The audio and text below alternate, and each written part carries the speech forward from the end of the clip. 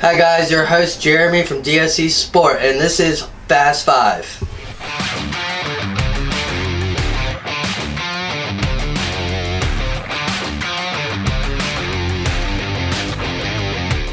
Hey guys, our first point on our Fast 5 video is of our SEMA and PRI recap. So we just got back from the Performance Racing Industry Show in Indianapolis, Indiana at the Indiana Convention Center, and we had great traffic like we did at SEMA this year of 2019. We were able to see so many new potential dealers for DSC Sport controllers, also making big deals with other third-party companies, and we also got to see our current authorized dealers at the shows. Not only did we get to meet all these great people at the show and see all the attendees that were attending, we also got to see many DSC Sport equipped vehicles that were at the show. So we can show you a few pictures here of the few DSC Sport controller vehicles that were at the show at SEMA and PRI.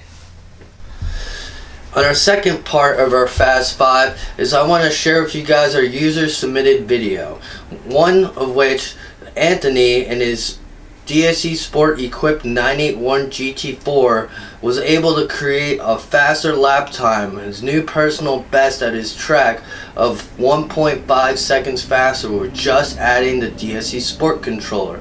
This was done at his local track, and he's very familiar with it, so he's ran it multiple times without the DSC Sport controller, and in the video, as you can see here, he's running with the DSC Sport controller and has a comparison of both laps.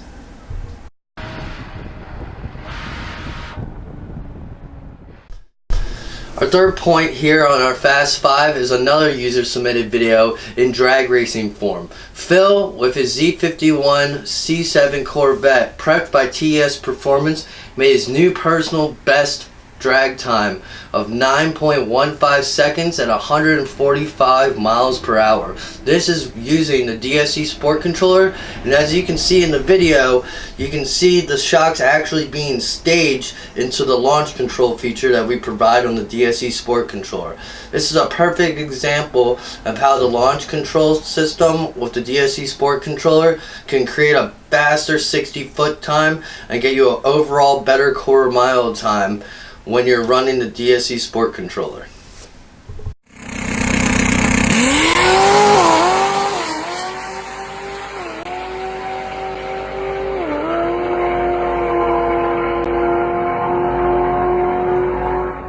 So if you guys didn't have a chance here on our fourth point of Fast 5 to see us at SEMA with our 5 new releases, well, here's your chance to hear them again. We're having 5 new releases for DSC Sport applications, and it includes the Volkswagen Golf R Mark 5, 6, and 7, the Audi RS3 and S3, the Dodge Hellcat Challenger, as well as in the Demon form as well. The Shelby GT500 Mustang will also be available for sale.